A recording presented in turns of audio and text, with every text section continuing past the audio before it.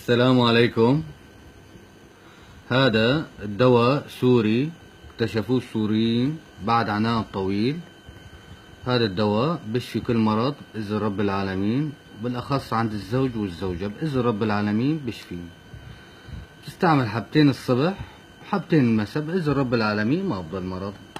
طريقة استعمال الدواء: تفتح العلبة الصبح بعد ما تفيق من النوم، بتطالع الدواء قبل ما تروح على الشغل، تحط حبتين على جنب، والباقي للنكت، للنق، للروماتيزم، لوجع المفاصل، لوجع الراس، لكل بلا عند الزوجي، والباقي تعطيم للمرأة بإذن رب العالمين ترتاح من كل البلاء. وعليك والعافية إن شاء الله.